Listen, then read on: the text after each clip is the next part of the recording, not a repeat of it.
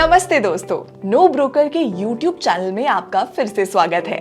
आज हम आपके लिए कुछ दिलचस्प लेके आए हैं, दुनिया भर के अजीब और चौंकाने वाले प्रॉपर्टी लॉज।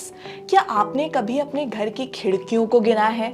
सोचिए कि अगर आप ऐसे देश में रहते हो जहां इसका असर चुकाए जाने वाले टैक्स पर भी पड़ता हो, या आप ऐसी जगह पर रहते हो जहां आप खरीदे गए प्रॉपर्टी अपने बच्चों के नाम नहीं कर सकते।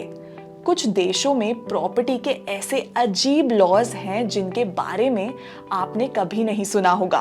तो चलिए जानते हैं दुनिया के सबसे हैरान कर देने वाले प्रॉपर्टी लॉज के बारे में। चलिए इंग्लैंड से शुरुआत करते हैं, वो देश जिसने हमें क्रिकेट दिया और हमारा इतिहास जिस देश से जुड़ा हुआ है। क्या आप जानते हैं कि इंग्लैंड में पुराने ज़माने में अगर आपके घर में ज़्यादा खिड़कियां हों तो आपको ज़्यादा टैक्स देना पड़ता था। कुछ लोगों ने एक्स्ट्रा टैक्स देने से बचने के लिए अपनी खिड़कियां भी ईंटों से बंद कर दी हैं। अगर आपने इंग्लैंड में ईंटों से बंद की गई खिड़कियों वाला पुराना घर देखा है तो अब आप जान गए होंगे कि ऐसा क्यों किया जाता था। इस टैक्स के पीछे आसान सा लॉजिक था। आपका घर जितना बड़ा होगा उसमें उतनी ही ज़्यादा खिड़कियां होंगी और आपको उतना ज़्यादा टैक्स देना होगा। आसान शब्दों में कहें तो एक अच्छे रोशनी वाला और वेंटिलेशन वाला घर होना आपको काफ़ी महंगा पड़ सकता था।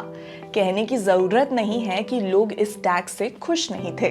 चलिए अब पिज़्ज़ा और रोमांस के देश इटली के बारे में बात करते हैं, लेकिन सावधान रहें। अगर आप अपनी बालकनी में कॉफ़ी पी रहे हैं तो आपको कुछ एक्स्ट्रा पैसे खर्च करने पड़ सकते हैं।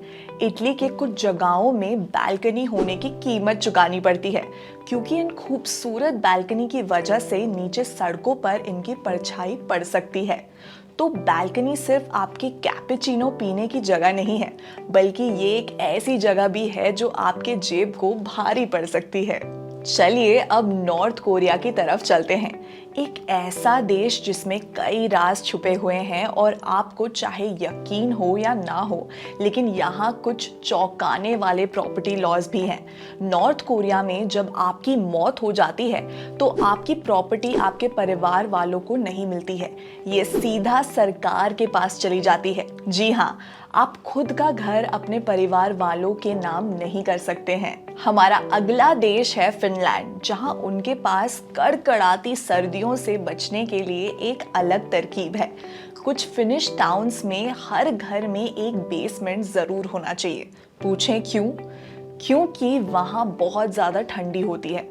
कड़कड़ाती सर्दियों के दौरान बेसमेंट एक्स्ट्रा गर्माहट देने का काम करता है। कॉस्मोस में लॉन्च होने के लिए तैयार हो जाइए, क्योंकि यूनाइटेड स्टेट्स में आप लीगली यूनिवर्स के किसी टुकड़े के मालिक हो सकते हैं। अमेरिका में आप कानूनी तौर पर मीट्रॉइड पीसेस जैसे चीजों के मालिक हो सकते हैं। ऐसा एक खास ट्रीटी की वजह से पॉसिबल है, जो लोगों को आउटर स्पेस से आने वाली किसी भी चीज को ओन करने के लिए अलाउ करती है। चाइना की बात करें तो वहां आप उस जमीन के मालिक नहीं हो सकते जिस पर आपका घर है। जी हाँ, आप केवल 70 साल तक के लिए लीज पर ले सकते हैं। इसके साथ ही बिल्डिंग के नाम भी फौरन नहीं हो सकते, इसलिए चीन में कोई जलसा या मन्नत नहीं हो सकता है। ये प्रॉपर्टी लॉज की एक अलग ही दुनिया है। चलिए अब स्कॉटलैंड चलते हैं, land of skirt, back pipes और एक अजीब से ओपन डोर पॉलिसी के लिए मशहूर देश। मानो या ना मानो, लेकिन स्कॉटलैंड में लोगों को सुबह 6 बजे से रात 10 बजे के बीच आपका दरवाजा खटखटाने का कानूनी हक है, बस ये पूछने के लिए कि क्या वो आपका वॉशरूम यूज कर सकते हैं। इस अजीब से रूल के पीछे क्या लॉजिक है? इसका जवाब मेहमान नवाजी और सभी के साथ अच्छी तरह से पेश आने के भावना में छुपा है। अपनी सीट बेल्ट बांध ले, क्योंकि न्यूयॉर्क में एयर राइट्स नाम की एक चीज है। अगर आप किसी बिल्डिंग के मालिक हैं तो उसके ऊपर का एयर स्पेस भी आपका ही है। ऐसे शहर में जहां स्काई स्क्रेपर्स बादलों को छूते हैं, ये एक गेम चेंजर है। लोग इन एयर राइट्स को खरीद और बेच भी सकते हैं। अगर आप न्यूयॉर्क में प्रॉपर्टी के ओनर हो तो स्काई इज द लिमिट। चलिए अब बुएनोस एयर्स अर्जेंटीना चलते हैं, यहाँ स्कूल के पास बार या कैंटीना में पर्दे या कुछ ऐसी चीजें लगे होने जरूरी हैं जिससे अंदर का व्यू बाहर ना दिख सके।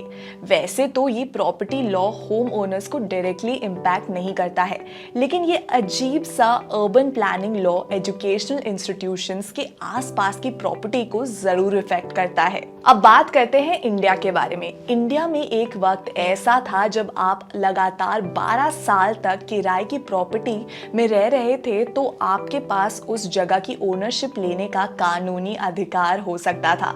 लेकिन कुछ कॉम्प्लेक्स कंडीशन और कुछ स्पेसिफिक कंडीशंस की वजह से इस तरह से प्रॉपर्टी की ओनरशिप लेना बहुत कम हो गया है। ये थे दुनिया भर के कुछ सबसे अजीब प्रॉपर्टी लॉज। आप कहाँ रहते हैं इसके आधार पर प्रॉपर्टी लॉज बहुत अलग अलग हो सकते हैं।